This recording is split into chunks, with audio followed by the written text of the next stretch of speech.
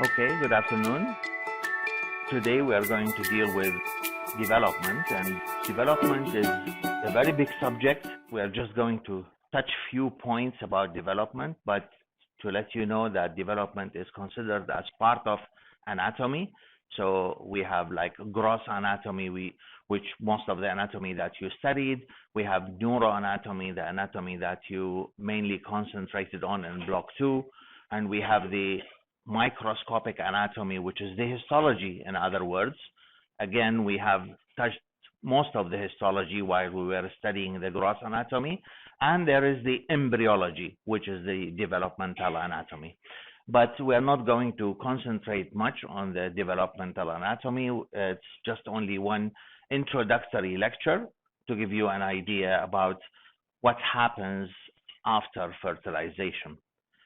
This lecture is the last lecture that will be included in your midterm 3 and final exam.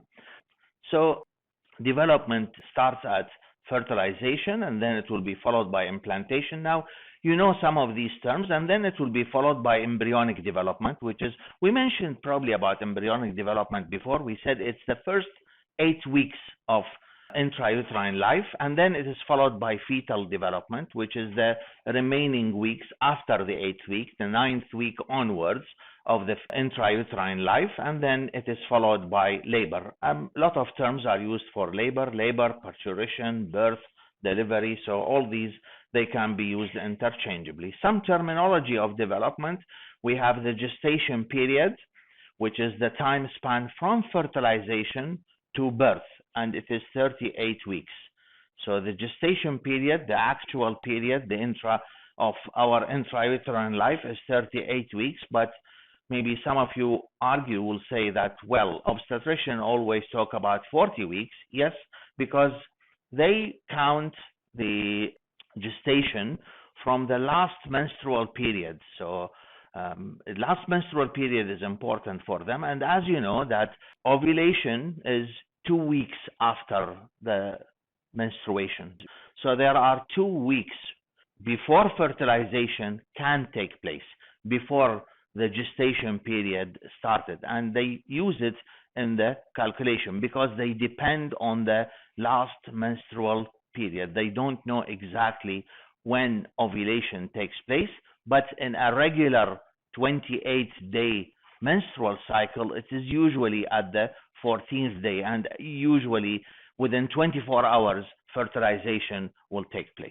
Okay, so ovulation takes place at day 14, and then fertilization has to take place within 24 hours. This is in a regular average 28-day cycle. But as you know that some women, they have more than 28 days for their cycle. The cycle might be irregular, and so on.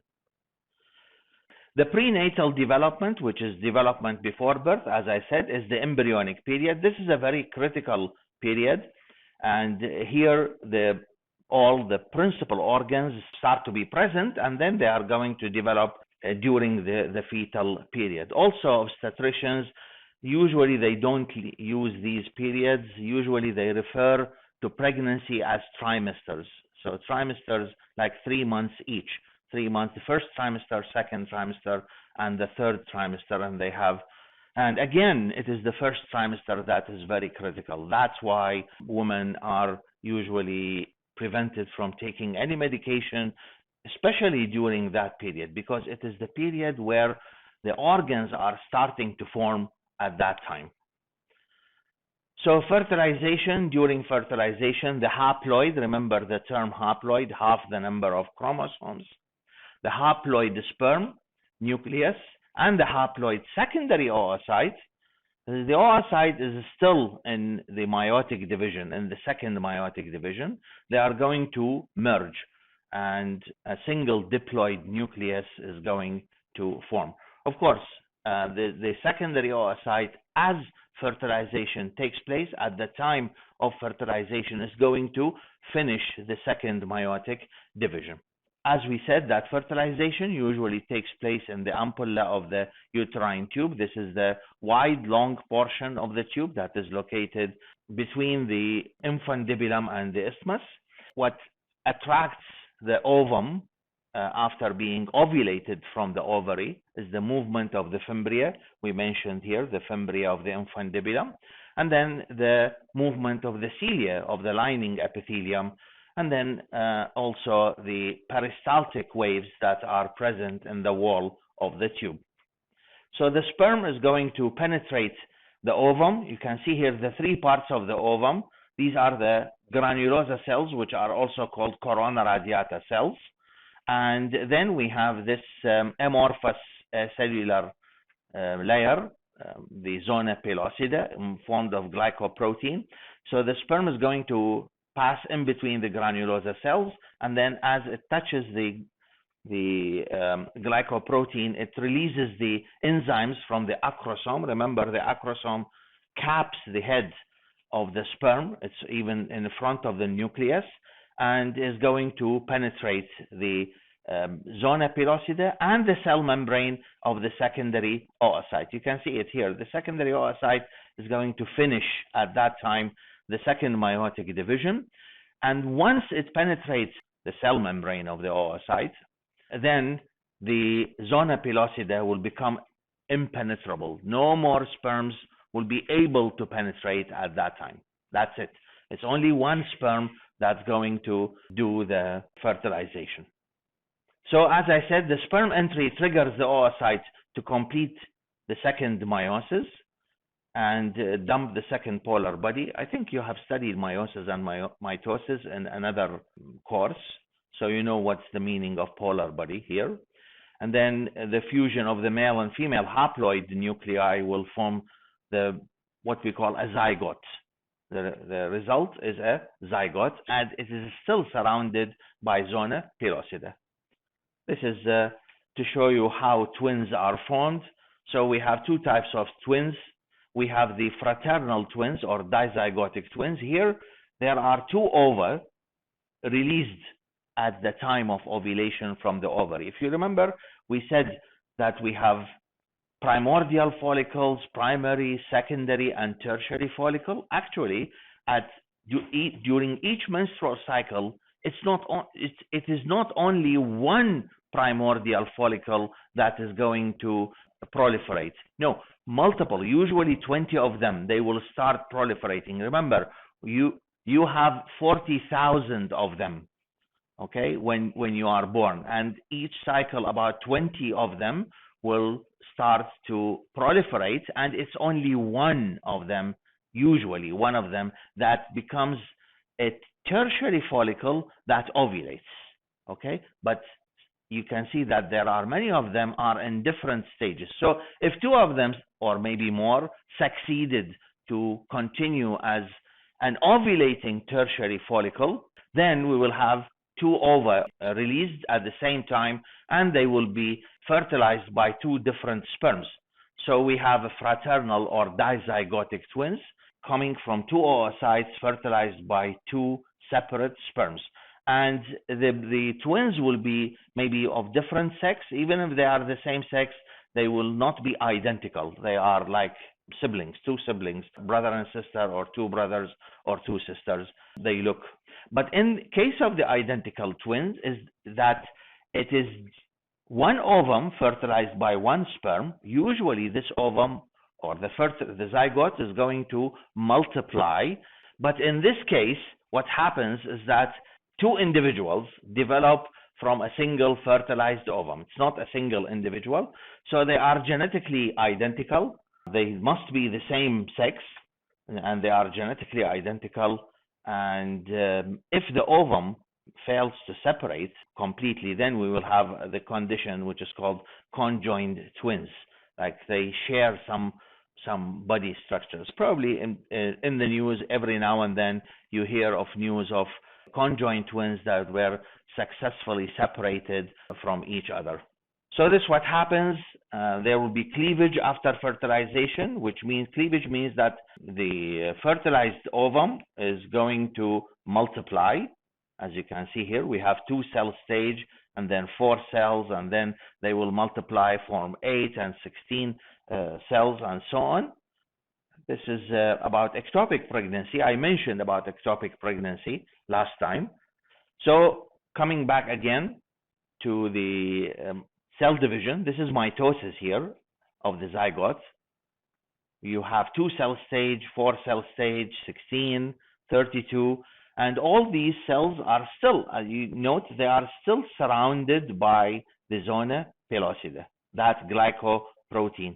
Okay, and so they will form a structure that looks like a mulberry, and that's why it's called the morula. And it is then after that, the spaces will appear in between the cells. The zona pellucida will be lost, and spaces will appear between the cells as they are multiplying, and then these spaces will join together and form a single antrum, a single sac. So we will have what we call a blastocyst. So this is the blastocyst. It's like a hollow ball.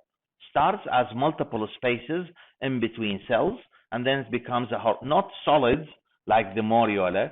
The morula is solid like a mulberry fruit, but the blastocyst has, first of all, it has a cyst, and second, it doesn't have the zona pellucida. And the cells are going to polarize, as you can see here. The cells that are present at the periphery, they form what we call the trophoblast, and it is the trophoblast that is going to participate in the formation of the placenta. As you'll notice in a moment that the placenta formation is shared between the fetus and the mother. So the fetus participates in the formation of the placenta from the chorion that develops from the trophoblast. And then what we have, the second part is called the inner cell mass, and this is going to polarize. I mean, it's located in one side of that ball, ball that is filled with the fluid, and this is called the inner cell mass. It is going to become the embryo. It is the inner cell mass is going to become the embryo. That's why the other name of the inner cell mass is the embryoblast. So we have the trophoblast and the embryoblast. That is, and there is a blastocele. The antrum is called the blastocele, and the whole is called the blastocyst. So the blastocyst has trophoblast, embryoblast, and the blastocele. And it's going to implant. And this implantation takes place about 6 days or 7 days after fertilization. It is implants in the endometrium. The endometrium, at this time, it is in the secretory stage. It's very thick endometrium, stratum functionalis. Remember these terms that we talked about last time, stratum functionalis, stratum basalis. Is the stratum functionalis. There are glands, long, coiled, full with glycogen, and the blastocyst is going to orient itself so that the trophoblast is going to secrete enzymes that penetrate the endometrium, and the side of the embryoblast is the side that is going to be first implanted into the endometrium. So the trophoblast participates in the formation of the placenta, or is going to participate in the formation of the placenta later on, but at this stage, it is secreting enzymes that digest the endometrium, and at the same time, it starts secreting a hormone. This hormone is very important for maintaining the corpus luteum. Remember, last time we mentioned that after ovulation, the remaining part of the Graafian follicle is going to form the corpus luteum, and the corpus luteum is secreting estrogen and mainly progesterone. The corpus luteum will stop maintaining itself after 14 days unless it receives a signal that fertilization and implantation has taken place. And this signal is a hormone that is secreted by the trophoblast, which is going to form the chorion. And that's why the hormone is called the human chorionic gonadotropin. So the human chorionic gonadotropin, and it is this same hormone which is going to build up gradually in the woman's blood and urine. It is the basis of the pregnancy test.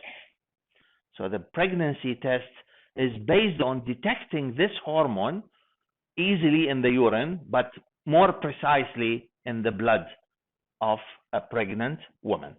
The embryoblast here, this is the embryoblast, the inner cell mass, is going to separate into 2 discs and then into 3 discs or 3 layers. As you can see, we call them the primary germ layers. We probably mentioned about that previously. There is an ectoderm, the blue one here, and there's an endoderm to start with. It is a bilaminar germ disc, and then another layer in between appears. That's why it's called mesoderm. So the mesoderm appears in between. Meso means in between. So we have a trilaminar germ disc. The endoderm forms the epithelium of the gastrointestinal and respiratory passages. Again, this was mentioned in the beginning of the course. The mesoderm forms muscles and connective tissue and also contributes to formation of mesothelium, the epithelium. So you can see the epithelium is formed of all the 3 layers, but the muscle and the connective tissue is formed only of the mesoderm. And then we have the ectoderm, which forms the epidermis of the skin, and again, this is epithelium and the nervous system. Then after that, spaces will start to form. We have an amniotic cavity will start to form, and then we have the yolk sac start to form from the side of the endoderm. So this is here's the amniotic cavity, and then it's going gradually. This is a section, but in 3 dimensions, as you can see here, the blue cavity here, the amniotic cavity, is going to surround the developing embryo. This is the developing embryo here, and it is surrounded by the amniotic cavity, and then the amniotic cavity starts to grow and grow. The embryo is going to swallow. When the GI tract is formed, is going to swallow this fluid and then urinate it as the renal system is formed, and then swallow it again, and it is contributed by the mother. So we were actually swallowing our urine during intrauterine life. But this will be useful because the cells that are present here in the amniotic fluid, then they are embryonic cells, and that's why this is the principle why an amniocentesis, that's to say taking a sample of amniotic fluid, can be very helpful in diagnosing many of the intrauterine problems of the fetus. Of course, this the needle is not just blindly passed through the abdomen. It is guided by ultrasound. This amniotic fluid is going to increase in size and covers the entire embryo is going to be covered. And when just during labor, this amniotic sac is going to rupture and the fluid gushes from the uterus to the vagina during labor. The chorion, here's the chorion. This surrounding structure here is the chorion, and is derived from the trophoblast. And as you can see, it has villi, and these villi, they penetrate. They have blood vessels, and they penetrate into the endometrium, and will participate in the formation of the placenta, and they give rise to the human chorionic gonadotropin. I just mentioned that. And then there is what we call the allantois, which is a finger-like projection or an outpocketing of the yolk sac here on the side of the endoderm that participates in the formation of the umbilical cord. The umbilical cord that connects fetus to the placenta. So these are parts of the endometrial lining. The endometrium, well, the part that's deep to the chorion, here's the chorion with the chorionic villi, the red one, and you can see here the orange one.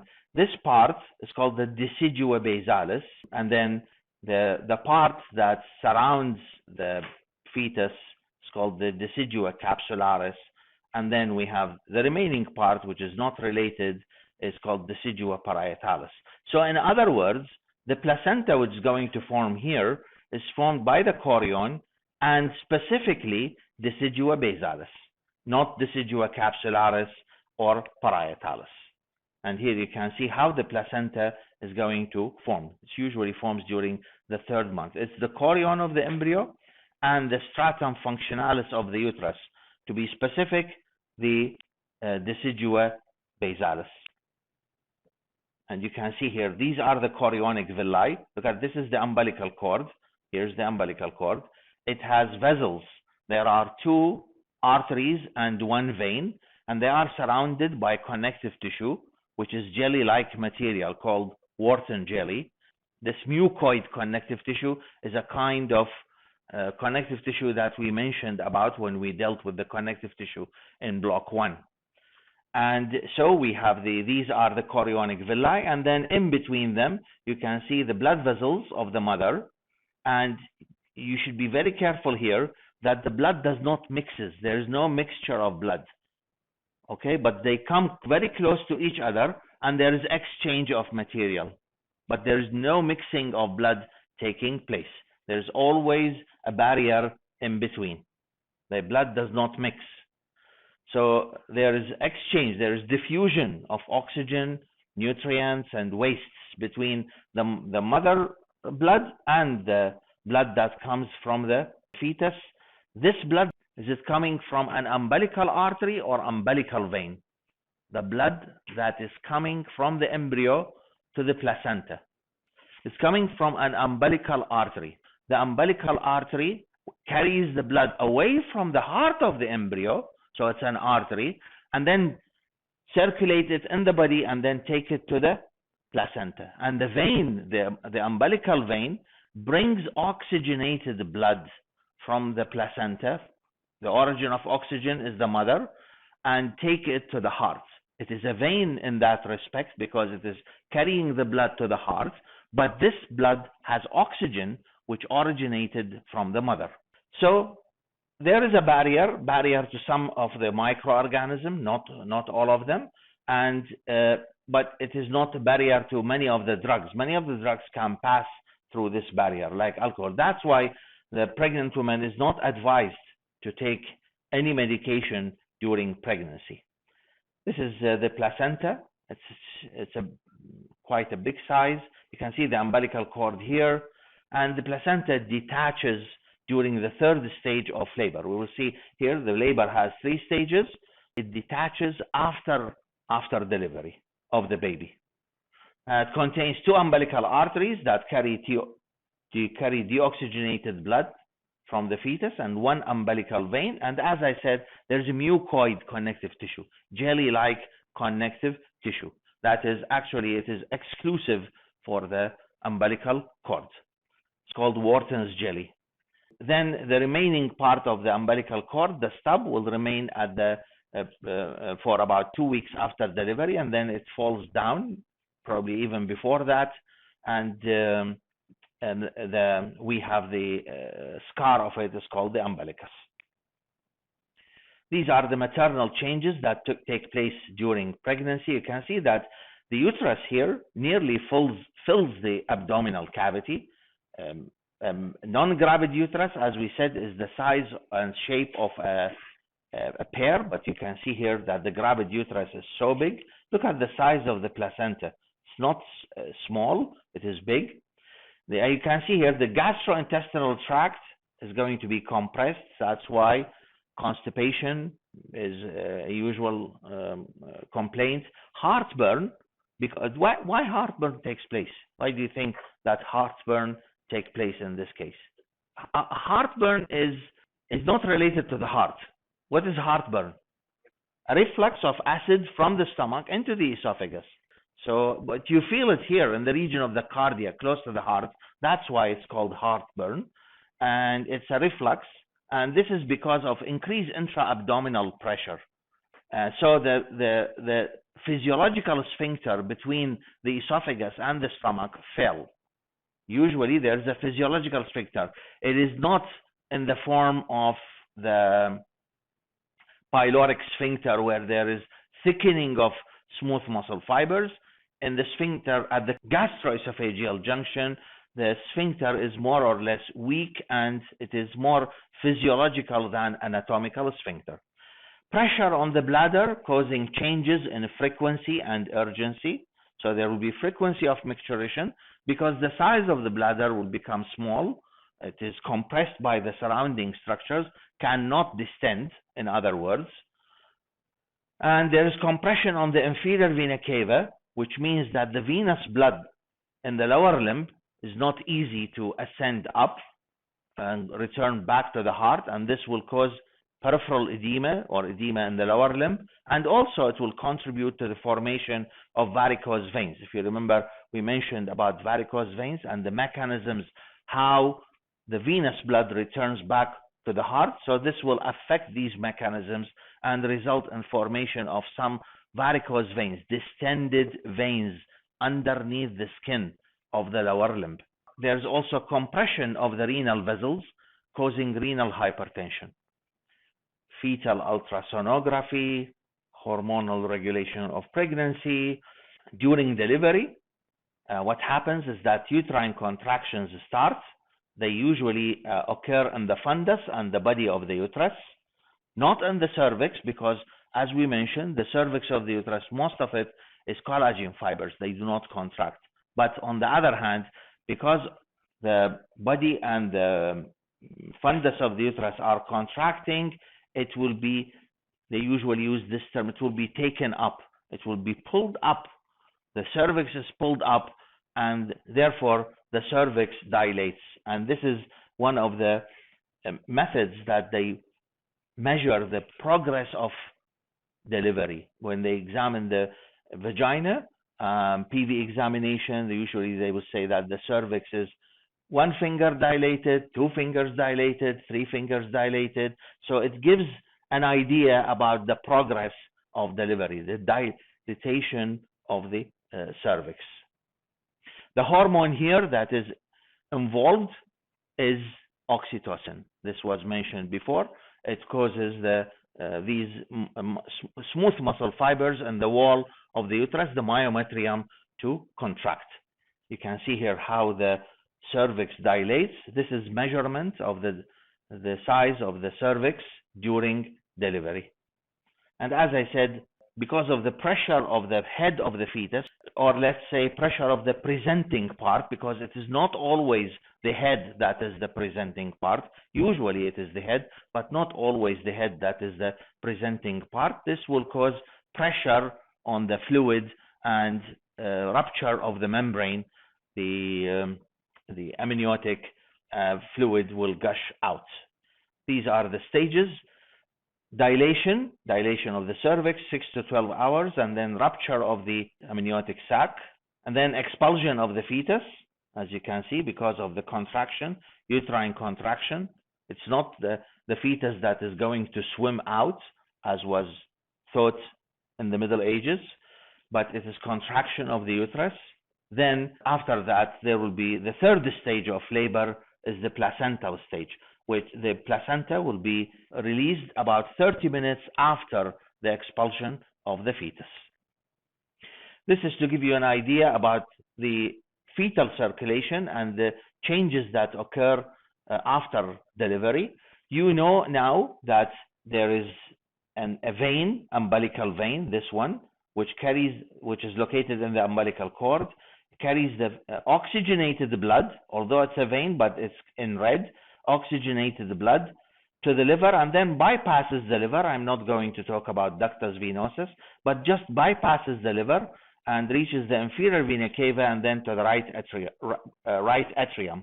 And then from the right atrium, most of the blood will go directly into the left atrium. We mentioned that because in the interatrial septum, there is an oval foramen ovale to bypass that. Some of the blood might go into the right ventricle and will be pushed to the lung, but actually the lung at that time is not inflated.